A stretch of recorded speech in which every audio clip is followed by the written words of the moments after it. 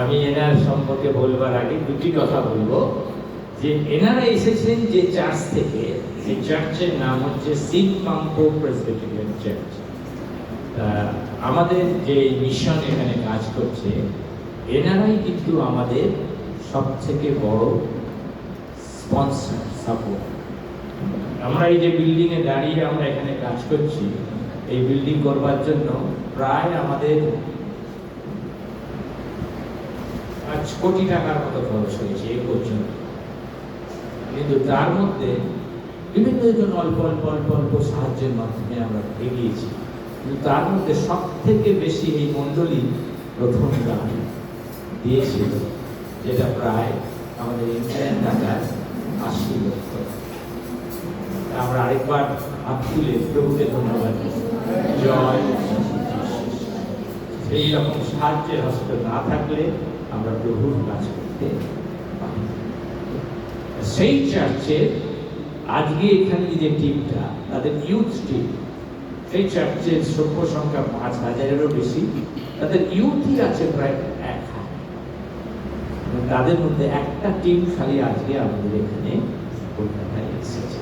এই টিমের লিডার ওই ইউথদেরই পাঁচটার ছেলে, যে বাক্য তিনি মনোনীত করেছেন মার্ক লিখিত সুসমাচার 1:14-15 পদের মধ্যে তিনি 기도하겠습니다. 아시아 প্রার্থনা।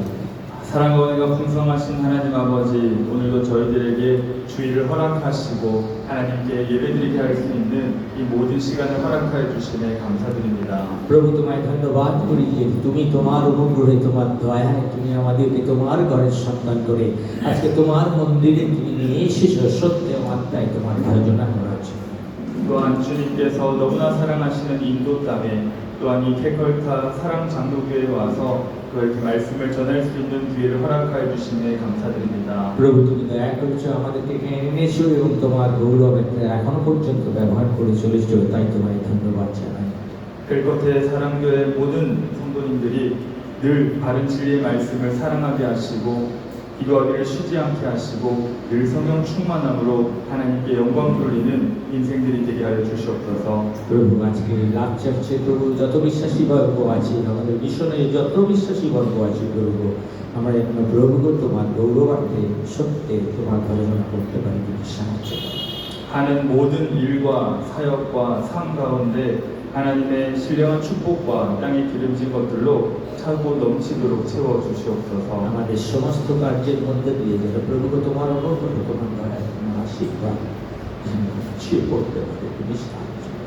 이 시간 말씀을 전하고자 합니다. ও এক্ষণে তোমার বাক্য আমি প্রচার করতে চাই। 성령 하나님께서 부족한 설교자의 입술을 붙드셔서 바른 진리의 말씀만이 선포되게 하여 주시옵소서.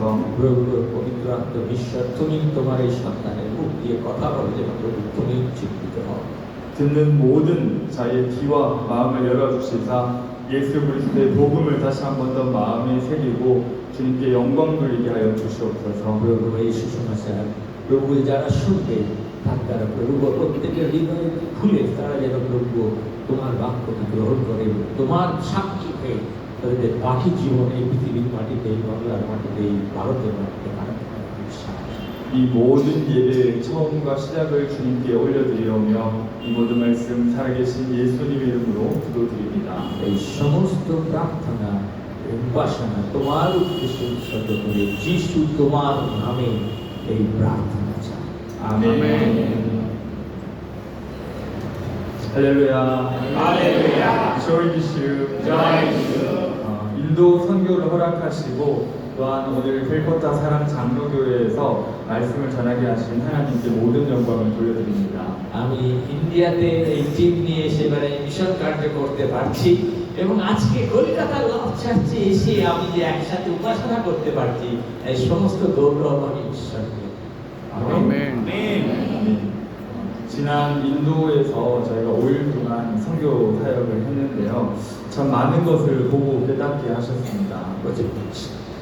গত 5 দিন ধরে আমরা ভারতের কলকাতার পশ্চিমবাংলার বিভিন্ন জায়গায় গেছি, হলদিয়ায় গেছি, তমলুকে গেছি, আন্দুলে গেছি, ক্যানিং ক্যাম্পাসে গেছি, তারপরে বিরাজনগর দ্বীপে গেছি, জ্যোতিষপুর দ্বীপে গেছি, সোনারপুর মণ্ডলতে গেছি, বিভিন্ন জায়গায় গিয়ে বিভিন্ন পরিস্থিতি আমরা দেখেছি। 선교사님께서 37년 전에 이 땅에 오셔서 울며 씨를 뿌리셨던 그 열매들을 두 눈으로 보게 하셨고 저희들에게는 감사와 감격과 도전의 시간이었습니다. এই মণ্ডলীর বালক এবং তারা স্ত্রী আজ থেকে 37 বছর আগে এই ভারতের মাটিতে এসে বিভিন্ন জায়গায় সে সুসমাচারের বীজ বপন করে করে প্রভুর মণ্ডলী বিভিন্ন মণ্ডলী যে তৈরি হয়েছে তা আমরা সচক্ষে দেখেছি এবং আমাদের জীবনের দ্বারা অভিজ্ঞতার মাধ্যমে তারা উপভোগ করেছি। 그리고 또한 현장에서 복음을 전할 때 하나님께서 우리와 함께 하심을 계속해서 경험했습니다. তাছাড়া যে যে স্থানে আমরা গেছি, যেখানে এখানে সুসমাচার আমরা দিয়েছি, প্রভুর কাজ করেছি, সেখানে প্রভুর উপস্থিতি আমরা পেয়েছি। 선교팀이 겪는 아주 작은 것에서부터 큰 것까지 하나님께서 인도하시지 않은 것이 하나도 없었고 그만큼 하나님께서 지금 이 선교 사역을 너무나 기뻐하신다는 것을 알게 되었습니다. এবং আমরা দেখেছি যে সেই মিশন কার্যতে সুন্দরভাবে হতে পারে, নানা জনের নানা হস্তের কার্য সেবা আমরা দেখেছি। তার ফলেই যে আজকে প্রভু এই সুন্দর দিন আমাদেরকে দেখতে সাহায্য করেছে। 다시 한 번 더 이 모든 시간을 허락해 주신 하나님께 모든 영광을 올려드립니다. সেই আরেকটি বার আমি আমার ঈশ্বর প্রভুকে এই যে অভিজ্ঞতা তিনি আমাদের জীবনে দেখতে দিলেন এবং আপনাদের মধ্যে দিয়ে প্রভু যে আশীর্বাদ করেছে তার জন্য আরেকটি বার আমি ঈশ্বর প্রভুকে ধন্যবাদ দিচ্ছি। 조이지 씨 그리고 우리 사랑하는 노수길 변상희 선교사님께도 진심으로 감사드리고 또한 저희를 위해서 기도해 주셨던 우리 캘커타 사랑 장로교회 그리고 그전에 방문했던 우리 모든 교회에도 감사의 말씀을 전합니다. সেই জন্য আমি এই সময় ধন্যবাদের বার্তা দিতে চাই, কারণ এখানে আমাদের ভাই সুকৃত তার স্ত্রী সাহায্য করেছে, আমাদের টিমে বিভিন্ন ভাই বোনেরা সাহায্য করেছে। বিভিন্ন মণ্ডলীতে যখন আমরা গেছি সেখানকার মণ্ডলীরও বিশ্বাসীরা বা এবং সেবকরা তারাও আমাদেরকে নানা রকমভাবে তাদের সাহায্য দিয়েছে। আমি তাদেরকেও আমার হৃদয় থেকে ধন্যবাদ জানাই। 우리 사랑하는 성도 여러분, 우리가 구원을 받기 위해서는 복음을 믿어야 합니다. ভালোবাসার খ্রিস্ট ভক্ত সন্তানেরা, আজকে আমাদেরকে যদি পরিত্রাণ পেতে হয় তাহলে আমাদের এই সুসমাচারকে গ্রহণ করতে হবে। 그렇다면은 복음이 무엇입니까? তাহলে সুসমাচারটা কি? 하나님 아버지께서는 자신을 구원할 백성들을 창세전에 예정하셨고 그 구원을 이루시기 위한 완벽한 계획을 세우셨습니다. সেই সুসমাচারটা হচ্ছে আমাদের ঈশ্বর পিতা, ঈশ্বর জগৎ গঠনের পূর্ব থেকে তিনি কোন কোন ভাই বোনদেরকে পরিত্রাণ দেবেন তিনি তার পরিকল্পনা করেছেন। 그리고 성자 예수님께서는 그 완벽한 계획을 하나도 빠짐없이 다 이루시고 성취하셨습니다. এবং সেই ঈশ্বর পুত্র যীশু খ্রিস্ট সেই পরিকল্পনা বাস্তবায়িত করবার জন্য তিনি তার সমস্ত জীবন দিয়ে উৎসর্গ করে তিনি তা পূর্ণ করেছেন। 예수님께서 그 완벽한 계획을 어떻게 이루셨습니까? তাহলে যীশু খ্রিস্ট সেই ঈশ্বরের পরিকল্পিত সেই পরিকল্পনাকে কি করে তিনি বাস্তবায়িত করেছেন? 하늘의 모든 영광을 버리시고 이 땅에 인간의 목을 입고 성육신하셨습니다. তিনি স্বর্গে তার সমস্ত গৌরব তার মহিমাকে তিনি ফেলে দিয়ে মানুষের বেশে সৃষ্ট মানুষের বেশে দিয়ে পৃথিবীতে এসে তিনি আমাদের জন্য রাজ্য করেছেন। 그리고 이 땅 가운데서는 하나님의 말씀에 완전히 순종하는 철저한 그런 삶을 사시다가 때가 되자 사람들에게 버림받고 십자가에 못 박혀 돌아가셨습니다. এবং এই পৃথিবীর মাটিতে একজন মানুষ হিসেবে তাকে যেরকমভাবে জীবনযাপন করতে হবে তিনি তা করে সময় যখন পূর্ণ হয় তখন তিনি দুঃখ ভোগ স্বীকার করে কষ্ট স্বীকার করে আমাদের পরিত্রাণের প্রাণ এই ক্রুশের মাধ্যমে করেছেন। 십자가에서 자기 백성의 죄를 짊어지신 예수님은 우리가 받아야 할 하나님의 진노를 다 받으셨고 우리가 받아야 할 그 정죄를 다 받으셨습니다. সেই ক্রুশের উপরে যীশু খ্রিস্ট তার মৃত্যুবরণের মাধ্যমে আমাদের যে শাস্তি পাওয়া উচিত ছিল সেই শাস্তি তিনি নিজে বহন করলেন এবং আমাদেরকে সেই শাস্তির হাত থেকে মুক্তি দিলেন।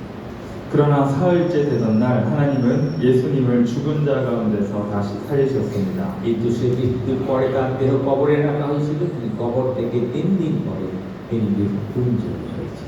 예수님께서 십자가에 죽으심으로 죄에 대한 모든 값이 치러졌고 하나님의 공의는 충족되었으며 하나님의 진노는 가라앉았습니다.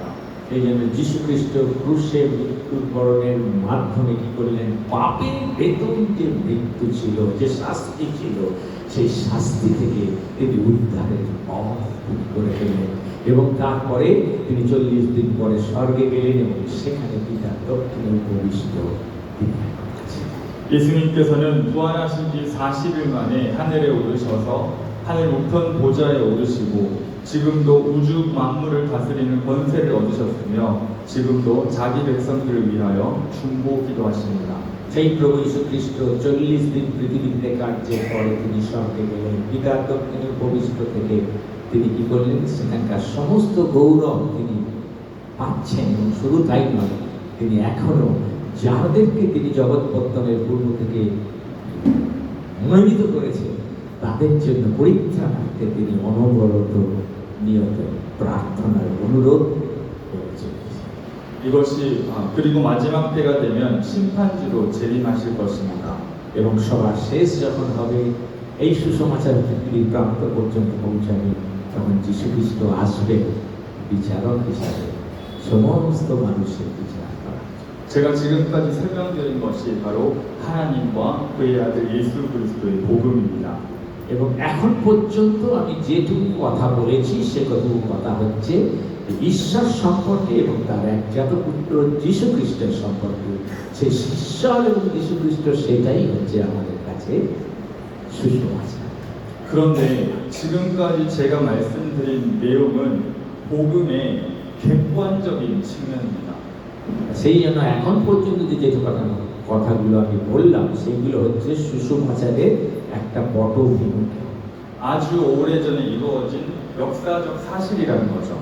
সেটা অলরেডি এর আগে ঘটনা ঘটে গেছে এবং সেটা একটা ঐতিহাসিক ঘটনা। 그런데 이 복음이라는 것이 역사적 사실로만 존재한다면은 나와는 아무 상관이 없습니다. যদি এই সুসমাচার খালি যখন ইতিহাসে ঘটেছে, ইতিহাস হয়ে থাকে, তাহলে আপনার আমার সাথে তার কোনো সম্পর্ক নেই। 이 객관적인 복음이 우리 각자의 심령, 저와 여러분들 각자의 마음의 심령 가운데 적용이 되어야 하는데 그것을 바로 성령 하나님께서 하십니다. সেই জন্য এই সুসমাচার, এই সত্য আমাদের ব্যক্তি জীবনে কি হতে হবে? কার্যকারী হতে হবে, প্রকাশিত হতে হবে এবং সেটা কে করবে? পবিত্র আত্মা। 다시 말하면은 성부 하나님과 성자 예수님께서 계획하시고 성취하신 그 복음을 우리 각자의 심령 가운데 적용하시는 것은 바로 성령 하나님께서 하시는 일입니다. সেই জন্য পিতা ঈশ্বরের কার্য, পুত্র যীশু খ্রিস্টের পরিত্রাণের কার্য সাধন ক্রুশের মাধ্যমে এবং তারপরে সেই সুসমাচার আমাদের ব্যক্তি জীবনে অভিজ্ঞতার মাধ্যমে প্রয়োগ করতে গেলে সেটাকে কে আমাদেরকে প্রয়োগ করাবে? পবিত্র আত্মা। 그렇다면 성령 하나님께서는 그 구원이라는 것을 여러분들 각자 그리고 저와 여러분들 각자 모두의 심령에 어떻게 적용하실까요? সেই জন্য সেই পবিত্র আত্মা ঈশ্বর আমাদের সাহায্য করে যে আমাদেরকে প্রভুকে চিনতে, জানতে, বুঝতে, বিশ্বাস করতে, গ্রহণ করতে এবং তারপরে তার পথে চলতে। 구원이라는 것은 한 번에 끝나는 것이 아니라 과정입니다. পরিত্রাণ যে একবারে সবকিছু হয়ে যায় তা কিন্তু নয়, এটা একটা পদ্ধতি, একটা প্রসেস।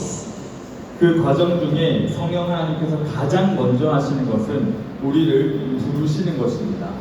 তার মধ্যে প্রথম ঈশ্বর আমাদেরকে আহ্বান করে। 요한복음 15장 16절에 보시면은 যদি আমরা যোহন লিখিত সুসমাচার তার 15 অধ্যায় 16 পদ থেকে 이렇게 예수님께서 말씀하십니다. 너희가 나를 택한 것이 아니요 내가 너희를 택하여 세웠나니. সেখানে এই কথা লেখা রয়েছে পবিত্র বাইবেলে যোহন 15:16-তে, তোমরা যে আমাকে মনোনীত করিয়াছ এমন নয়, কিন্তু আমি তোমাদেরকে মনোনীত করিয়াছি, আর আমি তোমাদেরকে নিযুক্ত করিয়াছি যেন তোমরা গিয়ে ফলবান হও এবং তোমাদের ফল যেন থাকে, যেন তোমরা আমার নামে পিতার নিকটে যাহা কিছু যাচনা করিবে তাহা তিনি তোমাদেরকে দেন। 이렇게 성령 하나님께서는 우리를 먼저 부르시고 그 후에는 거듭나게 하십니다. সেই জন্য পবিত্র আত্মার ঈশ্বর প্রথম আমাদেরকে আহ্বান করে আমাদেরকে নতুন জন্ম পেতে সাহায্য করে। 거듭난다는 것은 우리가 새롭게 태어나는 것입니다. নতুন জন্ম মানে আমরা আবার নতুন ভাবে জন্মগ্রহণ করি। 죄와 사망의 권세에 있던 자가 바로 생명과 성령의 법에 통치를 받게 되는 것입니다. এবং যখন আমরা নতুন করে জন্মগ্রহণ করি ঈশ্বরের ঘরে, তখন কে আমাকে পরিচালনা দান করেন? পবিত্র আত্মার ঈশ্বর। 거짓 아비, 마귀의 자식에서 하나님의 자녀로 태어나는 것입니다. যে আমি মিথ্যার সন্তান ছিলাম, আগে আমি শয়তানের সন্তান ছিলাম, কিন্তু যখন যিশুকে জানলাম, যিশুকে বিশ্বাস করে আমি যিশুর ঘরের যখন সন্তান হলাম, তখন থেকে পবিত্র আত্মা আমাকে তারা পথে দিয়েছে। 내 옛사람은 철저히 죽고 내 새사람이 새롭게 태어난 것입니다.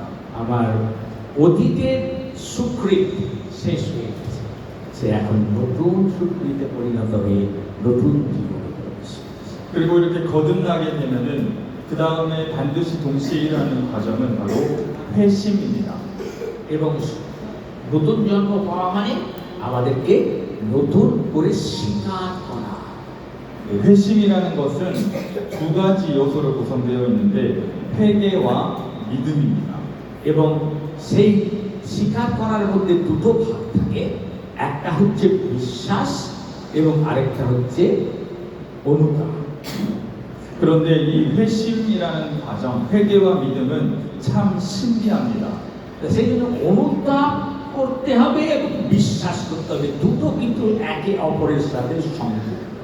왜냐하면 하나님의 관점에서는 분명 하나님께서 회개하는 마음과 믿을 수 있는 힘을 주셔야지만 우리가 믿고 회개할 수 있는 것인데, 또 인간의 입장에서 보면은 우리가 최선을 다해서 믿어야 하고 최선을 다해서 회개해야 하기 때문입니다.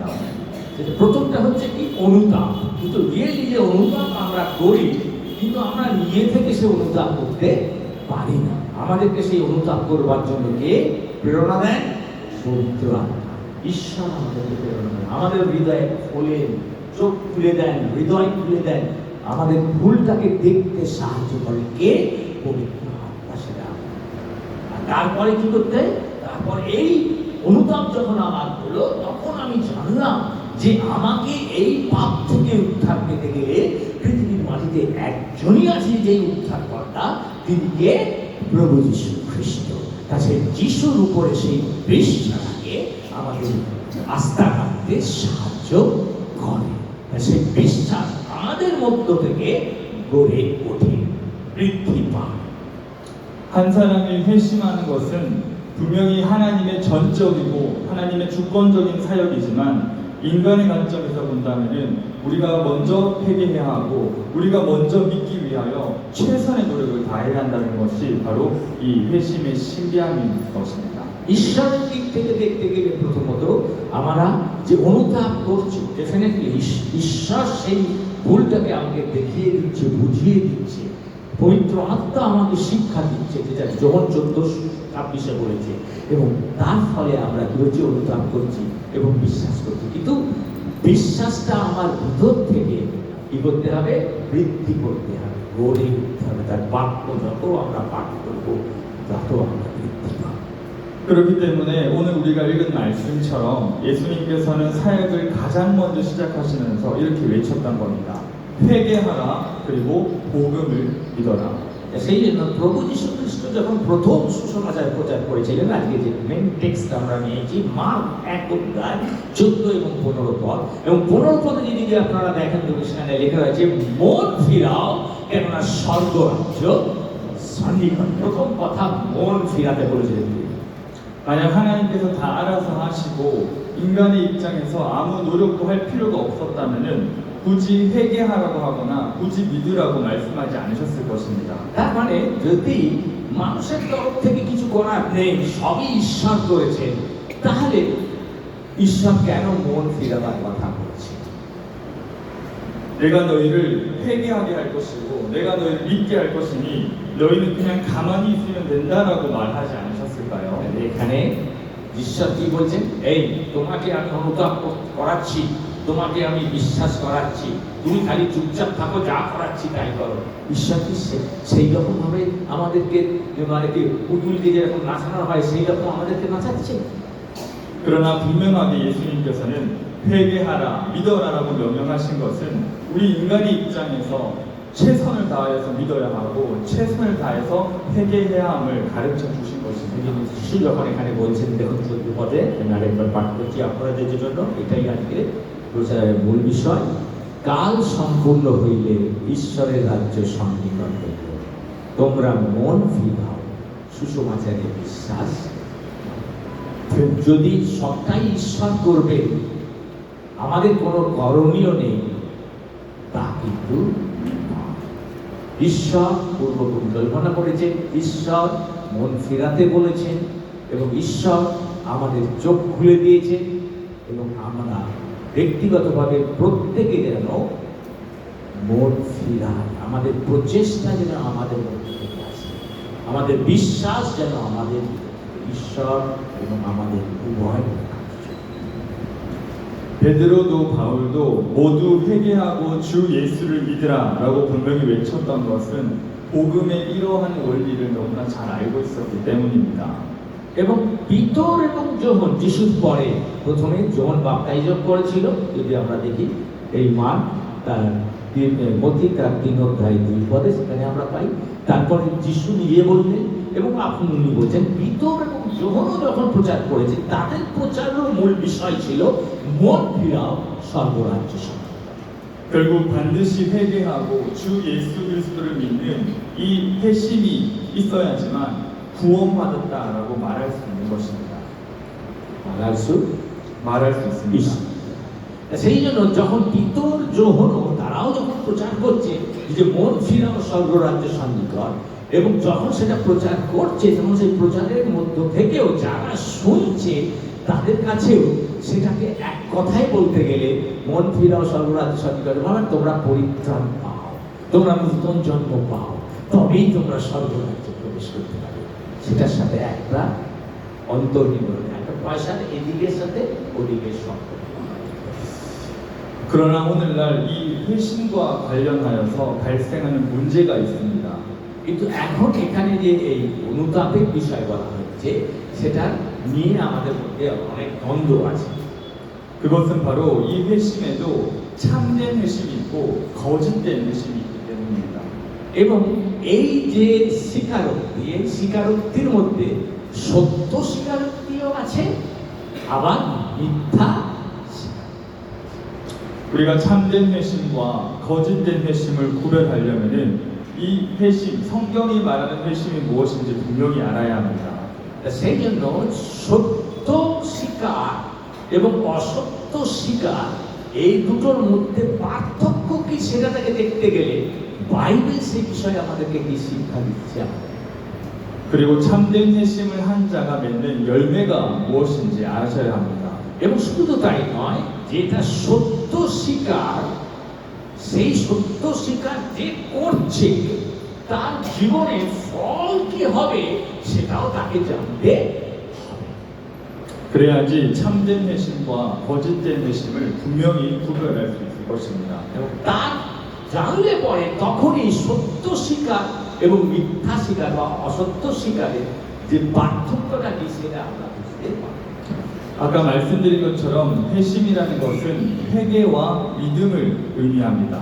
সেই জন্য যখন বলা হচ্ছে যে স্বীকারোক্তি মানে হচ্ছে কি একটা কি বিষয় আমি অনুতাপ করছি, 1 নম্বর, আর 2 নম্বর আমি বিশ্বাস করছি, এই দুটোকে নিয়ে স্বীকার আসে।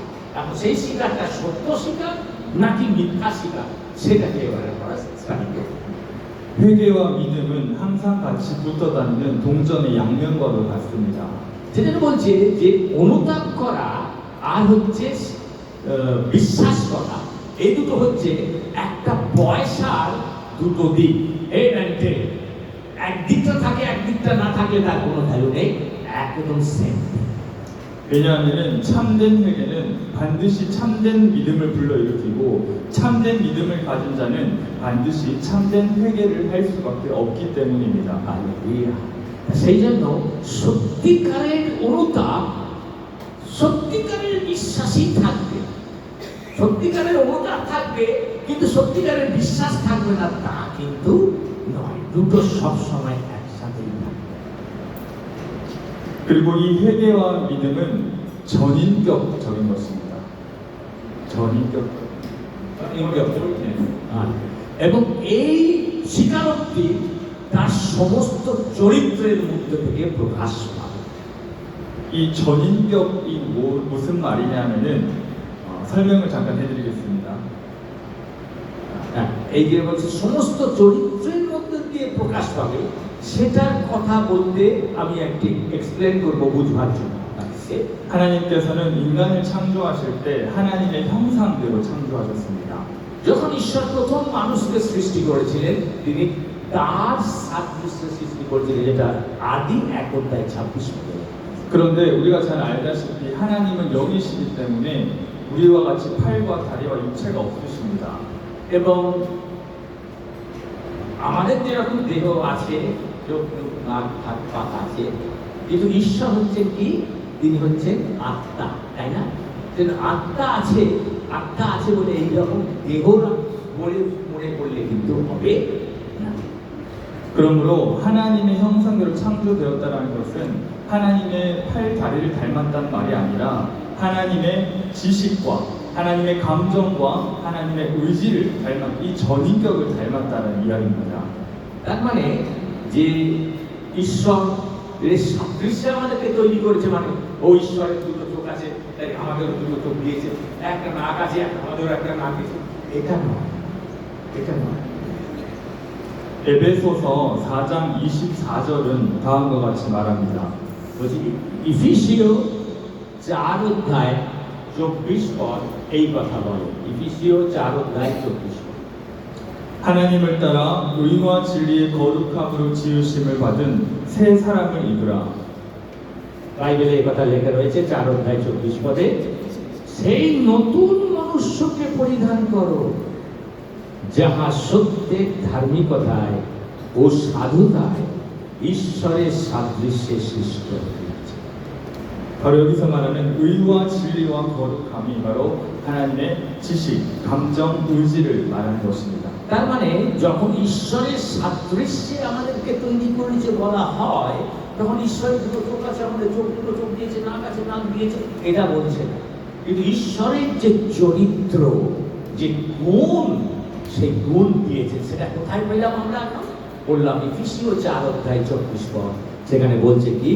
তুমি নতুন মনুষ্যকে পরিধান করো, যা সত্যের ধার্মিকতায় ও সাধুতায় ঈশ্বরের সাদৃশ্যে সৃষ্ট।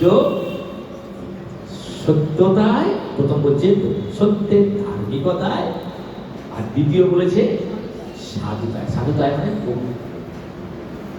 정리를 한번 하자면은 회개와 믿음은 전인격적인 것이기 때문에 지식과 감정과 의지라는 이 세 가지 요소를 만족할 때 참된 회개와 참된 믿음이라 이야기할 수 있고 이것을 참된 회심이다라고 얘기합니다. সেই জন্য আমি এটাকে সারাংশ করছি, যেটা কি সত্যিকারের স্বীকারোক্তি হচ্ছে যে সত্য বিশ্বাস করেছে, সত্য অনুতাপ করেছে, এবং তার জ্ঞানের মাধ্যমে, তার হৃদয়ের মাধ্যমে, তার জীবনের মাধ্যমে, অর্থাৎ তার সমস্ত চরিত্রের মাধ্যমে সেটা প্রকাশ পাচ্ছে। সেটাই হচ্ছে সত্যিকারের স্বীকারোক্তি। 그렇다면은 회개의 지적인 요소가 무엇입니까? তাহলে সেই অনুতাপের দৃষ্টি কি? 하나님께서 주신 말씀을 통하여서 하나님께서 주신 그 계명을 통하여서 나의 죄가 무엇인지 아는 것, 그리고 그 죄가 너무나도 더럽고 악한 것이며 하나님께서는 그 작은 죄라고 할지라도 철저히 버리기를 원하신다는 것을 아는 것입니다. তাহলে প্রথম বিষয় হলো তাহলে অনুতাপটা মানে কি? আমাদের বাইবেল ভিত্তিক অনুতাপের কথা বলছি, বাইবেল জগতের কথা বলছি। বাইবেল ভিত্তিক অনুতাপ মানে ঈশ্বর তার আত্মার দ্বারা তার বাক্যের মাধ্যমে আমাকে শিক্ষা দিলেন এবং শিক্ষা দেওয়ার ফলে আমি যেটা ভুল করেছি, যেটা পাপ করেছি, পবিত্র আত্মা সেটাকে আমাকে দেখিয়ে দিলেন, আমি সেটাকে বুঝতে পারলাম এবং শুধু তাই নয়, বুঝতে পারার পরে এই কাজ আমি আর করতে পারি না, দ্বিতীয়বার একই ভুল আমি করতে পারি না। এইভাবে আমি যখন সিদ্ধান্ত নিলাম, স্বীকারোক্তি করলাম, তখনই সেটা সত্যিকারে। 그리고 그 죄라는 것이 정말 더럽고 추악한 것인데 그럼에도 불구하고 계속 죄를 짓는 나의 비참함, 나를 아는 것입니다. সেই জন্য যে ভুল, যে ত্রুটি আমি করছি, যেটা আমাকে প্রেরণা দিলেন আমি বুঝলাম, তারপরে সেই একই পাপ আমি কিন্তু বারবার করতে পারবো। 그러므로 회개의 지적인 요소는 죄에 대해서 아는 것, 그리고 죄를 지을 수밖에 없는 비참한 나에 대해서 아는 것입니다. তার মানে এই অনুতাপ করা মানে হচ্ছে পাপ কি সেটা আমি জানতে পারছি, পাপ কি সেটা জানবার পরে সেই পাপ যে আমি করতে পারবো না সেটাও আমি বুঝছি এবং বুঝে সেই রকম যখন আমি চলতে চাইছি, তখন সেটা আমাকে প্রকৃত অনুতাপের মধ্যে দিয়ে নিয়ে যায়। 그렇다면 회개의 감정적인 요소는 무엇일까요? তাই সেই সেই অনুতাপের অনুভূতিটা কি? 이토록 더럽고 추악한 죄를 미워하는 것, 또한 아담으로부터 물려받은 내 안에 그 더럽고 추악한 원죄를 내가 숨만 쉬어도 죄인이라는 사실을 알고 슬퍼하고 애통해하는 것, 그리고 이것입니다. তাহলে আমার ভিতরে যে পাপ আমি করেছি, কি করে সত্যিকারের অনুতাপ সেটা আমাকে বুঝতে সাহায্য করে, এক নম্বর। দু নম্বর, আমি যে আদম হবার পাপের দ্বারা পাপী হিসাবে এই পৃথিবীর মাটিতে জন্মেছি, সেই অরিজিনাল সিন নিয়ে সেটাও কি হয় পবিত্র আত্মা আমাকে বুঝতে।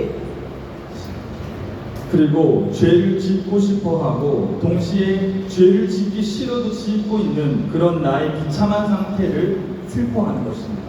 এবং শুধু তাই নয়, যখন আমি পাপ করেছি, আত্মা আমাকে কথা বলেছে, আমি বুঝতে পেরেছি, আমি তার জন্য অনুতপ্ত হয়েছি, কিন্তু সেই পাপ আমি আবার করে ফেলছি। তাহলে আবার যখন সেটা করে ফেলছি, তখন কিন্তু আবার প্রভু আমাকে কি করছে, প্রেরণা দিচ্ছে যেন আমি সেই পথে না যাই। সেইটাই হয় সত্যিকারের অনুতাপের পথ। 그렇다면 회개의 의지적인 요소는 무엇일까요? তাহলে সেই অনুতাপের সংজ্ঞা কি বলতে পারবো, বা তার থেকে কি আমরা আশা করবো? 이처럼 죄와 나에 대하여 분명한 지식과 분명한 감정을 가진 후에 이제는 그 죄의 길로부터 돌이키는 것입니다. মানে যখন আমি বুঝতে পারলাম এটা পাপ, আমি এটা ভুল করেছি, অন্যায় করেছি, তার জন্য আমি ক্ষমা চাইলাম প্রভুর কাছে, কিন্তু তারপরে আমার অ্যাকশনটা কি হবে? ক্ষমা চাইলাম, প্রভু ক্ষমা করে দিন, চ্যাপ্টার ক্লোজ। সেই পথ থেকে আমাকে 180 ডিগ্রি ঘুরে 죄와 나의 상태를 알고 그것을 철저히 미워하고 슬퍼하고 애통하면서 결국에는 죄로부터 하나님께로 돌이키는 것, 이것이 바로 진짜 회개입니다. তাহলে কি হলো, যখন যে পাপ আমি করেছি সেই পাপ থেকে আমাকে কি করতে হবে? 180 ডিগ্রি ঘুরে ঈশ্বরের দিকে আমাকে তাকাতে হবে। 그리고 이러한 참된 회개는 동시에 참된 믿음을 불러일으킵니다. এবং সেই জন্য আমাদের কি লাগবে? যদি সত্যিকারের অনুতাপ করতে হয়, সত্যিকারের বিশ্বাস। বিশ্বাস। 믿음의 지적인 요소가 무엇입니까? তাহলে বিশ্বাসের সংজ্ঞা কি? 내 안에는 나를 구원할 수 있는 것이 선한 것이 전혀 없다는 것을 깨닫고 나 스스로는 구원에 대해서 아무것도 할 수 없다는 것을 깨닫는 것. সেটা কি? সেটা হচ্ছে আমাকে স্বীকার করতে হবে যে আমার ভিতরে আমার কোনো যোগ্যতা নাই যে আমি আমার পাপ থেকে আমাকে উদ্ধার করতে 그리고 বিশ্বাস করতে চাই। রাজনীতি যেন না, দেখেছি, আমি করেছি, আমি করেছি। পরিত্রাণ আমরা আমাদের নিজেদেরকে কোনোদিন দিতে পারি না। সেটাকে বিশ্বাস করতে হবে। আমার নিজস্ব অন্ধকার যেরকম অন্ধকারকে 그래서 그 구원의 근거를 내 내부에서 찾는 것이 아니라 바로 외부, 즉 예수 그리스도로부터 구원이 있다는 것을 아는 것이 바로 믿음의 지적인 তাহলে 요소입니다. বিশ্বাস হলো কি যে আমি আমার নিজের শক্তিতে, নিজের জ্ঞানে, নিজের বুদ্ধিতে আমি পরিত্রাণ পেতে পারি। যদি সেটা আমরা বলি তাহলে কিন্তু আমাদের বিশ্বাস নেই। বিশ্বাসটা কি? আমার কোনো শক্তি নেই, আমার ভিতর থেকে আমাকে উদ্ধার, নিজেকে উদ্ধার করার কোনো উপায় আমার নেই। কিন্তু সেটা কার আছে? এই প্রভুর কাছে। তার দিকে তাকাই, তখনই সেটাকে বিশ্বাস। 즉 믿음의 지적인 요소는 유일한 구원자이신 예수 그리스도에 대해서 아는 것입니다. এবং দ্বিতীয়ত হচ্ছে বিশ্বাস মানে যিশু খ্রিস্টকে সঠিকভাবে চেনা। 하나님께서는 예수 그리스도 외에는 구원받을 만한 다른 이름을 주시지 않았다는 것을 믿는 것입니다. তার মানে যে প্রেরিত 4 অধ্যায় 12 পদে বলেছে যে এই নাম ছাড়া, যিশু নাম ছাড়া আর পরিত্রাণের কোনো নাম দত্ত হয় না। সেইরকম ভাবে যিশুর উপরে আস্থা, দৃঢ়তা, বিশ্বাস। 그리고 그분께서 어떤 일을 하셨는지도 아는 것입니다. এবং তিনি যা কিছু করেন সেটাও তার মনের ইচ্ছা বাসনাকেও আমরা বুঝতে যখন পারি, এটা বিশ্বাসের জন্য। 우리를 위해서 이 땅에 오셨고 고난과 핍박을 당하셨고 우리의 죄를 위하여 십자가에 달려 돌아가셨다가 사흘 만에 죄와 사망의 권세를 깨치고 부활하신 것, 그리고 지금도 여전히 우편부자에 앉아 계시다가 마지막 날에 다시 한 번 더 심판과 구원의 주로 오시리라 믿는 것, 그것이 바로 믿음의 지적인 요소입니다. বিশ্বাসটা কি? যে তাকে জানা না, যিশুকে জানা। যিশুকে, যিশু জগৎ পত্তনের পূর্বে তিনি পিতা ঈশ্বরের সাথে ছিলেন, ওকে তিনি ঈশ্বর বলতেন। তিনি এই পৃথিবীর মাটিতে আসলেন আপনার আমার পৃথিবীবাসী সবার জন্য। তিনি কি করলেন? ক্রুশে মৃত্যুবরণ করলেন, কবরপ্রাপ্ত হলেন, পুনরুত্থিত হলেন। 40 দিন বিভিন্ন জনকে দেখা দিয়ে তিনি স্বর্গে গেলেন, পিতার দক্ষিণে উপবিষ্ট আছেন এবং সেখান থেকে তিনি আবার আসছেন যারা তাকে বিশ্বাস করে থাকে। এটাকে সঠিকভাবে, এটাকে সুসমাচার বলে, এটাকে আমাদের জানতে হবে এবং সেটাকে বিশ্বাস করতে হবে। সেই সেটাকেই হচ্ছে বিশ্বাস। 믿음의 감정적인 요소는 바로 그런 예수 그리스도를 바르게 알고 그 예수 그리스도만 간절히, 정말 간절히 그분만을 원하는 마음입니다. এবং সেই যিশুকে, এই সুসমাচারকে দিয়ে যখন পূর্ণ আমি জানলাম, তখন হৃদয়ের অন্তরাগার থেকে যখন আমি তাকেই চাই, তখনই সেটা হচ্ছে বিশ্বাস। 이전에 내게 유익했던 모든 것들을 다 해로 여기고 다 예수 그리스도를 아는 지식 외에는, 그 고상한 지식 외에는 다 배설물로 여기는 바로 그것입니다. যিশুকে জানবার আগে আমি যা কিছু করেছি বা পরিত্রাণ পাওয়ার জন্য আমি যা কিছু বিশ্বাস করি, যা কিছু, সমস্ত কিছু বৃথা। সেটাকে স্বীকার করা, যিশু তুমি সেই সৃষ্টিকর্তা, তুমি সেই মুক্তিদাতা, তুমি সেই পবিত্রতা, তার উপরে আস্থা। 다른 모든 것을 가지고 있어도 예수 그리스도가 없으면 만족하지 못하고, 내가 다른 모든 것이 없다고 할지라도 예수 그리스도 한 분만 있으면 만족하는 바로 그것입니다.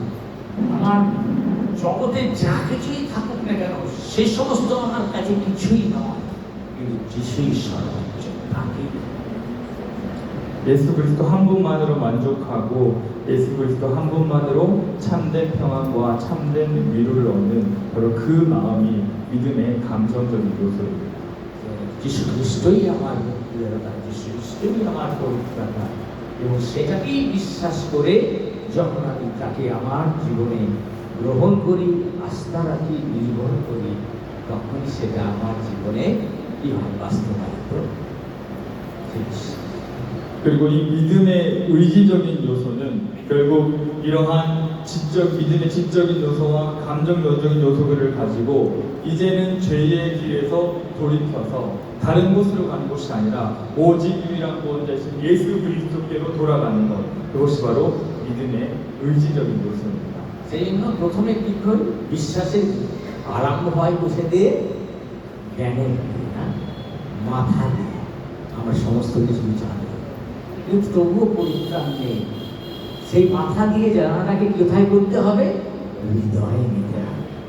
এবং হৃদয়ে নিলে পরে আগে যে সমস্ত জিনিসগুলো করতে হবে সেগুলো থেকে সম্পূর্ণ ঘুরে গিয়ে আমাকে 100 সেই প্রভুর দিকেই তাকাতে হবে, তার উপরেই নির্ভর করতে হবে।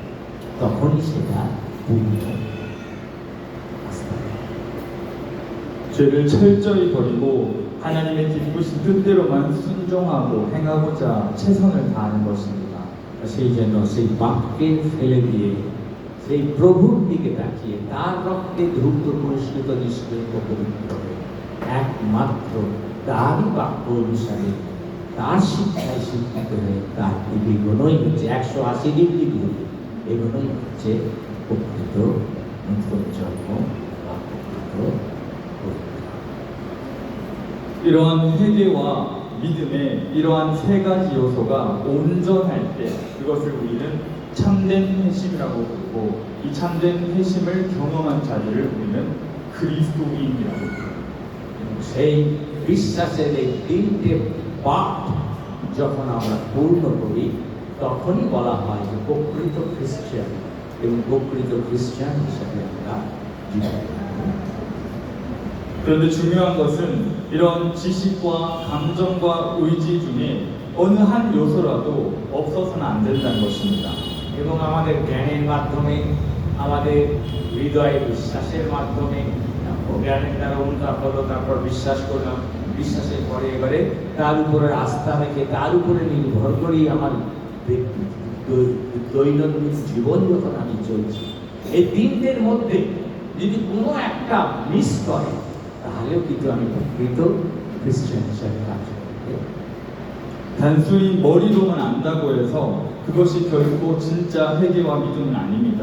সেজন্য আমি মাথা দিয়ে আমি জানি মনে করলে তাহলে কিন্তু সেটাও 지식뿐인 믿음은 귀신들도 가지고 있습니다. হচ্ছে কোথায় যাকবের পুস্তকে লেখা আছে 1:26 লেখা আছে যে শয়তানেরও জ্ঞান আছে, মানে বুদ্ধি আছে। 하나님이 한 분이신 줄 아느냐 잘하는도다 귀신들도 믿고 떠느니라라고 야고보 사도가 말했습니다. যাকবের পুস্তকে 1:26 লেখা রয়েছে কি যে হ্যাঁ, যে ঈশ্বর এক এবং অদ্বিতীয়, শয়তানও জানে এবং জেনে সে সতর্করে কাঁপে, সেটা জ্ঞানের মাধ্যমে জানে, কিন্তু তৎক্ষণাৎ সে তাকে গ্রহণ। 때때로 사람들은 자신들이 그 기독교의 진리를 머리로만 안다고 해서 자신을 그리스도인이라고 말합니다. 그러나 그것은 진정한 회심도 아니고 진정한 것도 아닙니다. অনেক লোক আছে এই পৃথিবীর মাটিতে, তারা কি করে, তাদের মাথা দিয়ে তারা বলে হ্যাঁ যীশু খ্রিস্টকে জানি, হ্যাঁ যীশু খ্রিস্ট এসেছিল, সেটাকে জ্ঞানের দিক থেকে তার ঐতিহাসিক ঘটনাটা তার নলেজের মধ্যে, তার জ্ঞানে, তাই বলে যে পরিত্রাণ পেয়েছে তার সে খ্রিস্টানও রয়েছে, সে যে প্রকৃত সেই খ্রিস্টান তা কিন্তু খালি জ্ঞানের দ্বারা সে খালি যীশুকে। 그리고 단순히 감정적으로 뜨겁기만 하다고 해서 그것이 결코 진짜 회심과 믿음은 아닙니다.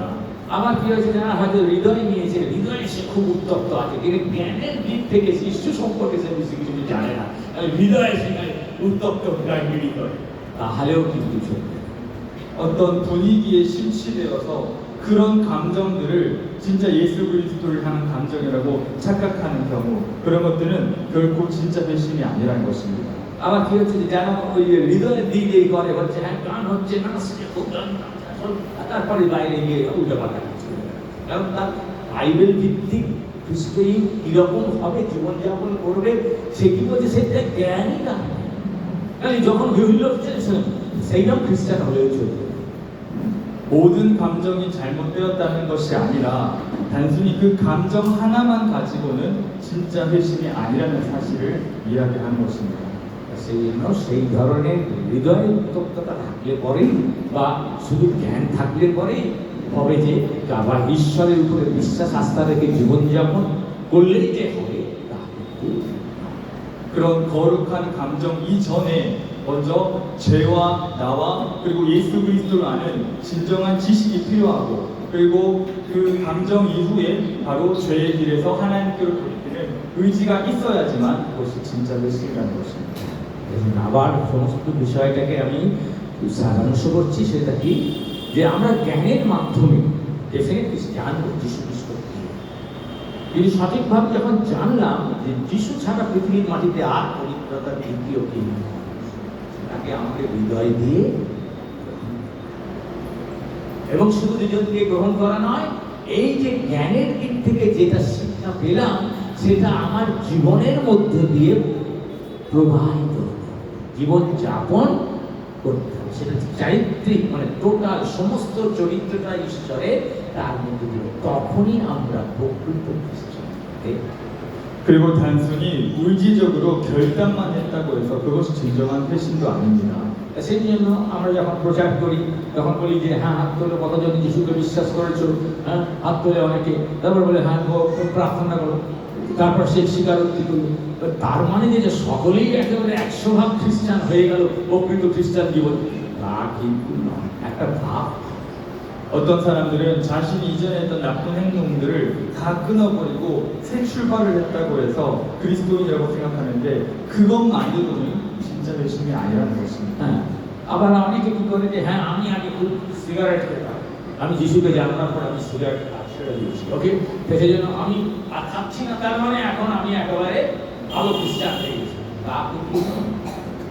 나의 더럽고 추악한 행동을 그 끊어버리는 그 의지를 불러일으키는 것이 그 전에 이미 예수 그리스도를 바르게 하는 지식과 또 예수 그리스도를 향한 간절한 마음으로부터 나온 의지적인 행동이라야지 그것이 진짜 회심이 되는 것입니다.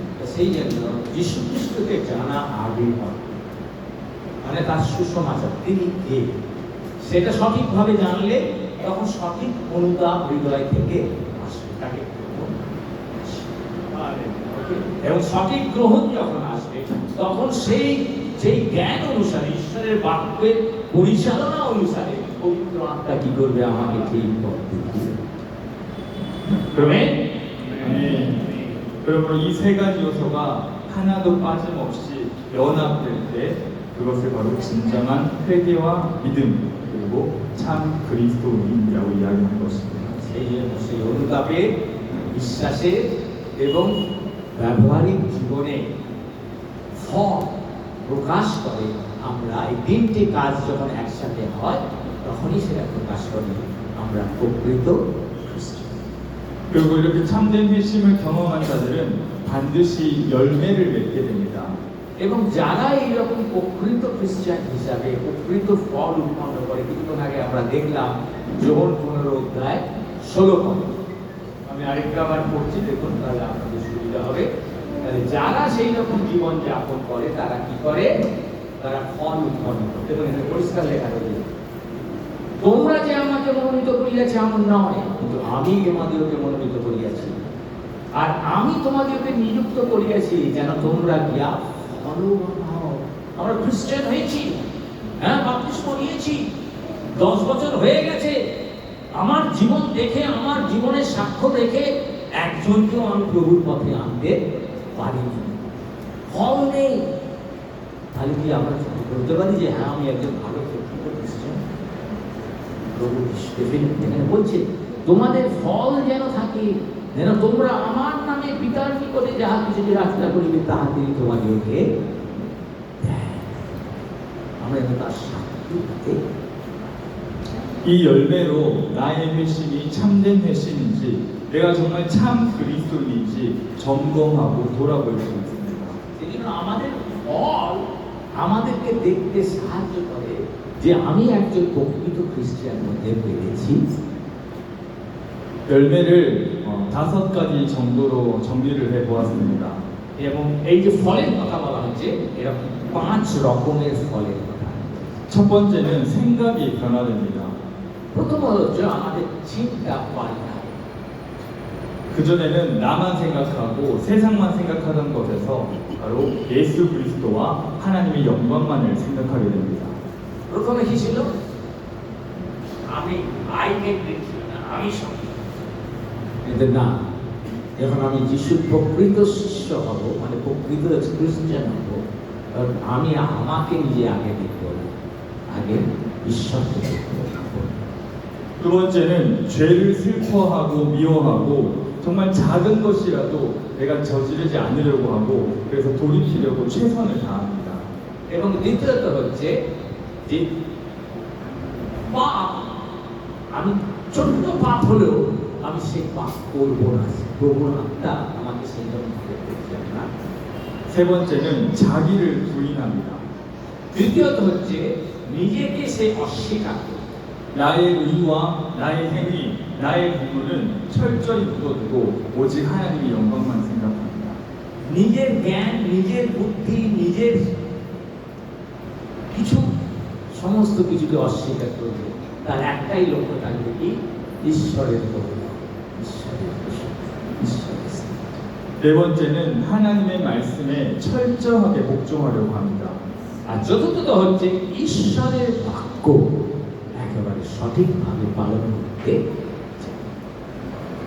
부분적으로 순종하려고 한다거나 일부분만 순종하는 것이 아니라 온전히 순종하려고 합니다. বলছে না, চুরি করতে বারণ করেছে, বলছে ঠিক আছে আমি চুরি করবো না, কিন্তু কি হলো? তখন দেখছি যে এখানে একটা টিএ বিল তৈরি করছি, আমি রিয়েলি খরচ করেছি 10 টাকা, আমি 100 টাকা থেকে ট্যাক্সি বিল করে নিয়ে, তাই না? কি হলো? খ্রিস্টানরা তাই করতে পারে? প্রকৃত খ্রিস্টান তাই করতে পারে? Yes or no? বুঝলি? 다섯 번째 회심은 열매는 즉 회개와 믿음이 한 번에 끝나는 것이 아니라 천국 가는 그날까지 계속해서 이어지고 더 깊어진다는 것입니다. পঞ্চমত হচ্ছে একটা অনুতাপ এবং আরেকটা বিশ্বাস। এই দুটো বই বলেছে, একটা পয়সা হেড এন্ড টেল, একটা সাথে। খালি যখন আমি কনভার্সন হলো আমার, মানে যখন আমি পরিত্রাণ পেলাম, সেই নতুন জন্মের দিনটা আমার হয়ে গেছে, আর দরকার নেই তা নয়। যারা সে শিক্ষা দেয় বাইবেল ছাড়া জানে না, একেবারে শেষ নিঃশ্বাস পর্যন্ত আমাদের সেই জীবন অতিক্রম করেছে। 아멘. 물론 이 참된 회심을 경험한 사람이라고 할지라도 이러한 열매들이 한 번에 다 갑자기 맺어지는 것은 아닙니다. সেই জন্য আমি প্রকৃত খ্রিস্টান, আমার এই 5 ধরনের ফল একদিনের রাতারাতির মধ্যে আমার মধ্যে থেকে বুঝে উঠবে তা কিন্তু না, এটা সময়। 처음에는 부족하고 연약하고 실수가 많을지 모르지만 다른 방향으로 점점 신앙생활을 하는 동안에 점점 깊어지고 점점 더 바르게 세워나가는 것입니다. সেই জন্য যত আমরা প্রভুর উপরে নির্ভর করব এবং তার সাহায্য চাইব, তত আস্তে আস্তে প্রভু আমাকে তার প্রকৃত খ্রিস্টীয় জীবনের 사람마다 그 회심의 지적인 부분, 감정적인 부분, 의지적인 부분이 다 다르지만 결국에는 모두 다 천국 가는 그날까지 성장하는 방향으로 걸어간다는 것입니다. সেই জন্য আমাদের বিভিন্ন মানুষের কি আছে, জ্ঞানের দিক থেকে সবাই সমান যে তা নয়, কেউ উঁচু নিচু আছে। হৃদয়ের উত্তপ্ততার দিক দিয়ে, মানে তাকে গ্রহণ করে বিশ্বাসে গ্রহণ করার ক্ষেত্রেও আমরা বিভিন্ন জন বিভিন্ন লেভেলে রয়েছে। আবার সেই শিক্ষাকে আমার জীবনে প্রয়োগ করে ঈশ্বরের দিকে তাকিয়ে চলার ক্ষেত্রেও সেটাও আমাদের বিভিন্ন জনের বিভিন্ন কোয়ালিটি আছে। কিন্তু সবাই যে সমান তা না, কিন্তু সবাই আমরা চেষ্টা করবো সেই লক্ষ্যে। আমেন। কে আমাকে সাহায্য করবে? ঈশ্বর। 그렇다면은 어떤 한 사람의 회개와 믿음이 정말 진짜고 또한 그것이 그분이 진정한 구원에 이르렀다는 것을 판단할 수 있는 가장 확실한 기준이 무엇일까요? তাহলে কেউ একজন ওইরকম ভাবে অনুতাপ করলো, তারপরে সে বিশ্বাসের যিশুকে গ্রহণ করলো, তার সন্তান হলো, তারপরে তার বাক্য অনুসারে সেই জ্ঞান, সেই বাক্যের জ্ঞান এবং আজ্ঞা বিধি ব্যবস্থা লঙ্ঘন, এই ব্যবস্থা অনুসারে সে তার জীবনে সেগুলোকে প্রয়োগ করতে থাকলো। তাহলে এটার মাধ্যমে সে কিভাবে নিজেকে গড়ে তুলবে? 그것은 바로 그 사람의 인생 가운데 있어서 그 회개와 믿음이 점점 깊어지는지 정말 지속적으로 성장하고 발전하는지가 바로 근거가 될 것입니다. যে সেইভাবে চলতে চেষ্টা করবে, সে বুঝতে পারবে যে প্রভুতে সে কেমন ভাবে বৃদ্ধি পাচ্ছে এবং তার ফলগুলো তার সাথে সাথে করতে থাকে। 우리의 신앙은 어제보다 오늘 성장해야 되고 오늘보다 내일 성장해야 합니다. আমাদের বিশ্বাসের কি বলা যায় থার্মোমিটার আছে, তাই তো? বিশ্বাসের থার্মোমিটারও কি হতে হবে? গতকালকে যেটা ছিল তার থেকে আজকে আরেকটু তার থেকে কি হতে হবে? একটু বেশি ভালো হতে হবে, তাই তো? আগামী দিনে আরো ভালো হতে হবে, সেইভাবে আমাদেরকে এগোতে হবে। 내가 아주 오래 믿었음에도 불구하고 내 신앙이 제자리에 머물고 있다면 그것은 바른 신앙을 하고 있는 것이 아닙니다. তাহলে আমি 5 বছর আগে যিশুকে ছেড়ে দিয়েছি, তাই না? আর যিশুর বাক্যে বলছে কি, তোমরা বিশ্রাম পালন করো, তোমরা কি করো, আমার দিনে তোমার গৌরব প্রশংসার জন্য এসো। আর আমি সারা বছর চলে যাচ্ছে, হ্যাঁ, খালি ওই বড়দিনের দিনে এসে হাজির হচ্ছি। তাহলে সেটা কি আমাদের নিজেদেরকে দেখতে সাহায্য করবে? আমি প্রভুর সাথে সম্পর্ক করি। 우리는 평생 동안 죄를 뉘우치고 회개해야 하며 평생 동안 예수 그리스도를 더욱 깊이 믿어 우리가 구원을 받았다는 그것을 우리 삶으로 열매로 증거해내야 합니다. সেজন্য সারা জীবন ধরে আমাদের কি করতে হবে? কোনো ভুল ত্রুটি অন্যায় যা করি পবিত্র আত্মা আমাদেরকে দেখিয়ে দেয়, আমাদেরকে ক্ষমা চাইতে হবে, আমাদেরকে উদ্ধার করতে হবে।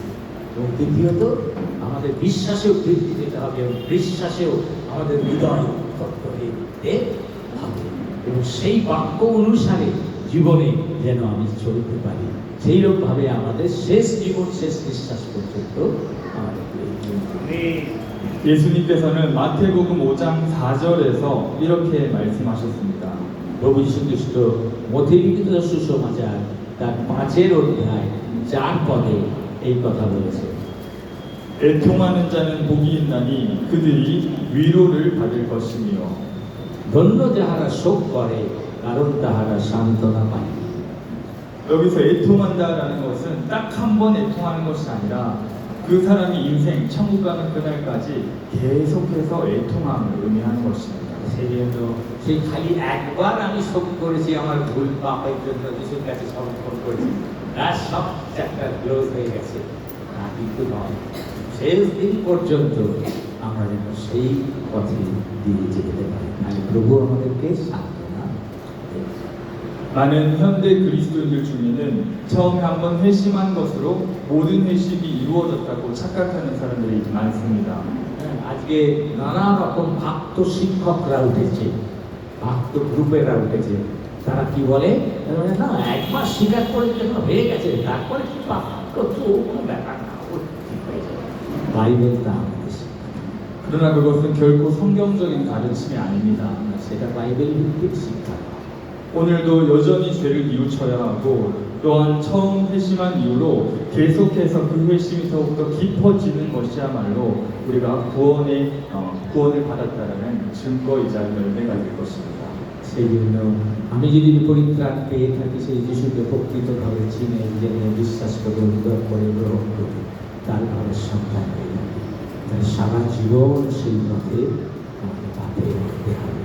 আমি যদি কোনো রকম ভুল ত্রুটি কোনো কিছু প্রভু আমাকে দেখিয়ে দেন, আমি তার জন্য উত্তম করে ক্ষমা চাইতে পিছিয়ে না যাই। আর বিশ্বাসের বৃদ্ধি পেয়ে আমাদের ফল ধারণকারী প্রকৃত খ্রিস্টানে দেখতে পাবেন। 말씀을 마무리하고자 합니다. আমি এই সময় আমার বাক্য কনক্লুড করতে চাই। 사랑하는 성도 여러분, 여러분들은 진정한 회심을 경험하셨습니까? 그렇다면 그것을 어떻게 증거하실 수 있습니까? খ্রিস্টানদের প্রিয় ভাই বোনেরা, আমি প্রশ্ন করছি, আপনারা কি প্রকৃতভাবে অনুতপ্ত হয়েছিলেন এবং যদি হয়ে থাকেন এবং প্রকৃত পরিত্রাণ পেয়ে থাকেন, সেটা আপনার ব্যক্তি জীবনে কেমনভাবে সেটা উপভোগ করছেন আপনার নিজেকে প্রশ্ন। 천국가는 그날까지 계속해서 더욱더 진심으로 회개하고 더욱더 간절한 마음으로 예수 그리스도를 믿어 여러분들의 회심을 증거하시기 바랍니다. সেই জন্য স্বর্গে যাওয়ার পূর্ব মুহূর্ত পর্যন্ত যেন আমরা প্রকৃতভাবে তার কাছে অনুতপ্ত হই, প্রকৃত বিশ্বাস নিয়ে তাকে বিশ্বাস করে সেই পথের পাথেয় করি, আর সেই বিশ্বাসের ফলগুলো যেন আমাদের প্রত্যেকের জীবন থেকে শেষ বিশ্বাস পর্যন্ত যেন প্রস্ফুটিত হয়ে ফুটতে পারে, ফলতে পারে, সেই পথে আমরা পাথেয় করি। 그리고 참된 회심을 통해서 얻은 그 기쁨을 다른 사람들에게 반드시 전하시기 바랍니다. শুধু তাই নয়, যদি প্রকৃত পরিত্রাণ পেয়ে থাকে তাহলে প্রকৃত পরিত্রাণের যে আনন্দ, ঈশ্বরের সন্তান হয়ে ঈশ্বরের রাজ্যে অনন্তকাল থাকতে পারে, তাহলে সেই সুসমাচার তো আপনাকে সেই প্রকৃত আনন্দ দিয়েছে, প্রকৃত পরিত্রাণ দিয়েছে। সেই সুসমাচার যারা পায়নি তাদের কাছে দেওয়ার জন্য যেন আপনাদের হৃদয় জীবন 아멘. 그리하여 하나님이 기뻐하시는 참된 그리스도인으로서 살아가시는 저와 모든 캘커타 사랑 장로교회 성도님들 되시기를 예수님의 이름으로 축복합니다. সেই জন্য এই কলিকাতা লাভ প্রেসবিটেরিয়ান চার্চ এবং আরও যারা রয়েছে বিভিন্ন প্রান্তে, তাদের কাছে একটাই বক্তব্য, আপনারা যেন প্রকৃত খ্রিস্টান হতে পারেন, প্রকৃত অনুতাপের মাধ্যমে, প্রকৃত বিশ্বাসের মাধ্যমে এবং প্রকৃত জীবনযাপনের সেই ফল উৎপন্ন করার মাধ্যমে যেন এই লাভ চার্চ এবং আমরা সমস্ত বিশ্বাসী প্রভু যিশুর নামে এই প্রার্থনা করি। সকলে বলি আমেন।